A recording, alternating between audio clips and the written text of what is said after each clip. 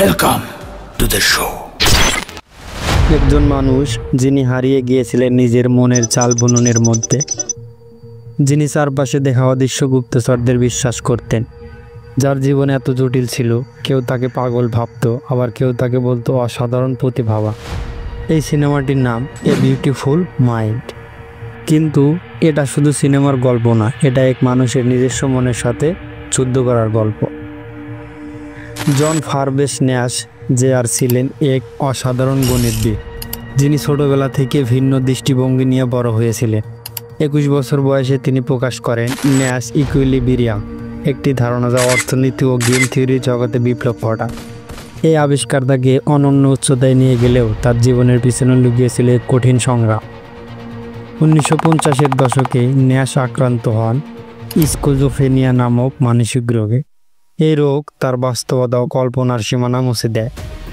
সে বিশ্বাস করতে শুরু করে সরকার তাকে গুপ্তচর পাঠিয়েছে, তার নিজের মনের কল্পিত মানুষগুলো তাকে ঘিরে রাখে, যেন সে এক রহস্যময় যুদ্ধে লিপ্ত।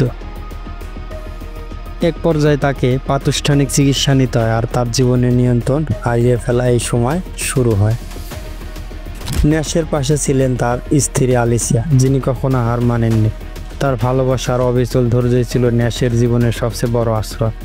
ন্যাশ মানসিক রোগের সাথে লড়াই করে ধীরে ধীরে নিজের জীবন ফিরে পায়। সে শেখেন কল্পনাগুলোকে গুরুত্ব না দেওয়ার কৌশল, নিজের মস্তিষ্ককে নিয়ন্ত্রণ করার ক্ষমতা। 1994 সালে তার অবদান স্বীকৃত হয় এবং তিনি পান নোবেল অর্থনীতি পুরস্কার, জীবনের এক গৌরবোজ্জ্বল অধ্যায়। 2001 সালে জন ন্যাশের জীবন কাহিনী নিয়ে একটি মুভি তৈরি করা হয়। মুভিটির নাম a beautiful mind. A beautiful mind সিনেমাটি শুধু একজন গণিতবিদের জীবনের গল্প না, এটি একজন মানুষের নিজের মনের সাথে লড়াইয়ের চিত্র। সিনেমার শুরুতে দেখা যায় জন ন্যাশ প্রিস্টনে নতুন ছাত্র হিসেবে আসে। সে একটু অন্যরকম, কারোর সাথে তেমন মিশে না, ক্লাসে অংশ নেয় না, কিন্তু সে জানে তার মাথায় এমন কিছু আছে যা অন্যরা ভাবতেই পারে না। সে চায় এমন কিছু আবিষ্কার করতে যা সত্যিই মৌলিক, এমন কিছু যা পাবলিশ নয়, প্রমাণ। তার এই চিন্তার ফসল ছিল ন্যাশ ইকুইলিব্রিয়াম। এক সময় দেখা যায় ন্যাশের জীবনে কিছু অদ্ভুত চরিত্র ঢুকে পড়ে, যেমন তার রুমমেট চার্লস, এক শিশু মার্সি, আর সরকারের গোপন এজেন্ট উইলিয়াম পার্সা। তারা ন্যাশকে এক গোপন মিশনের অংশ বানিয়ে ফেলে, যেখানে দেশের নিরাপত্তা নাকি তার হাতে। প্রথমে দর্শক বুঝতে পারে না যে এই চরিত্র আসলে বাস্তব নয়। ন্যাশ নিজে বুঝে উঠতে পারে না কল্পনার বাস্তবের ফারাক কোথায়। এক পর্যায়ে তার মানসিক অবস্থা ভয়াবহ রূপ নেয়।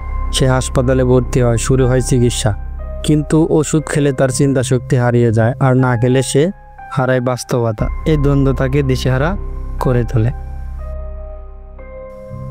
তবু তার স্ত্রী অ্যালিসিয়া তাকে ছাড়ে না। ধৈর্য, ভালোবাসা আর বিশ্বাস দিয়ে তিনি ন্যাশের পাশে থাকেন। সবচেয়ে শক্তিশালী মুহূর্ত আসে যখন ন্যাশ নিজেই বুঝতে পারে চার্লস আর মার্সি কখনোই বদলায় না, তারা বয়স বাড়ায় না, তারা বাস্তব নয়। এই আত্ম-উপলব্ধি হয় তার টার্নিং পয়েন্ট। ন্যাশ সিদ্ধান্ত নেয় সে আর এই কল্পনাগুলোর কথা শুনবে না। সে মানসিক রোগকে দমন করে না, বরং উপেক্ষা করতে শেখে। অবশেষে দীর্ঘ সংগ্রামের পর 1994 সালে ন্যাশ পান নোবেল প্রাইজ, শুধু একটি থিওরির জন্য নয়, বরং এক অসম্ভব যুদ্ধ জয় করার জন্য।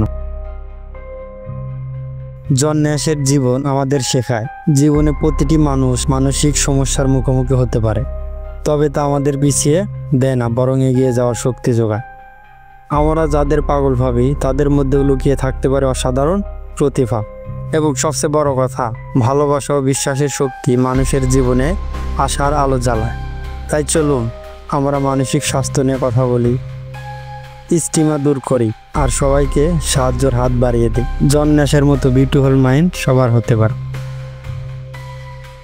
যদি ভিডিওটি ভালো লাগে, লাইক, কমেন্ট এবং শেয়ার করতে ভুলবেন না, এবং ফলো দিয়ে পাশে থাকবেন, চ্যানেলটাকে সাবস্ক্রাইব করবেন। ধন্যবাদ।